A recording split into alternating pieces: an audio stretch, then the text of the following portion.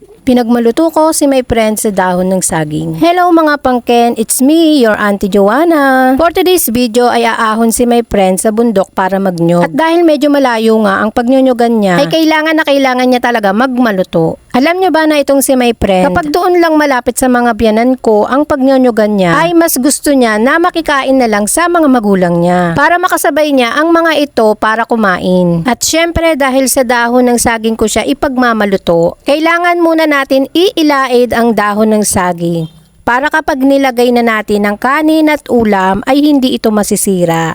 Alam niyo ba mga pangken na mas gusto ni my friend na sa ganito siya nagmamaluto? Hindi dahil sa wala kaming baunan. Marami kaming baunan. Kaya lang lagi niyang dahilan bitbitin pangaraw. Tapos kapag naiiwan daw niya ang baunan o nawawala, ay magbubunga nga lang daw ako. O diba, mindset ba mindset? Yun ang sabi niya sa akin. Pagkatapos ko nga palang mag-ilaid, ayan, pumasok na ako dito sa loob ng bahay namin at para ilatag itong dahon ng saging. Para makapaghanda na rin ako ng mamalutuin ng aking my friend.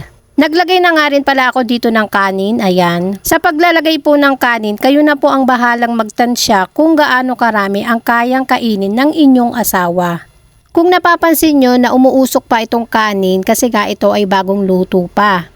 Kasi kung bahaw ang ilalagay natin dito ay baka nga mapanis. Ginaganyan-ganyan ko nga ang kanin kasi nga mas maganda kung igaganyan ninyo. Hindi ko alam kung anong tawag dyan sa ginagawa kong yan. Basta pag ginanyan nyo siya, madali nyo siyang ipoform. Madaling maipoform.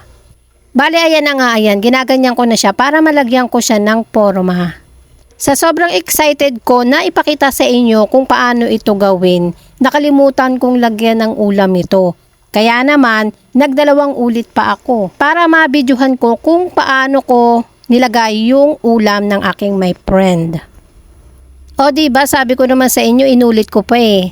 At ayan na nga, nailagay ko na yung ulam ni my friend, bali paksiw yan na tilapia. Nag-request siya na ulo daw yung kanya. Tapos yung sabaw niyan ay binukod ko, nilagay ko sa plastic.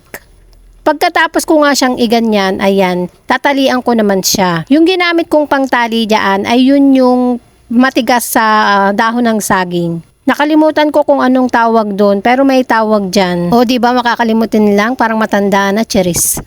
Tinali ko sa paganyan, tapos itatali ko rin ang paganire. Ano daw, ang gulo.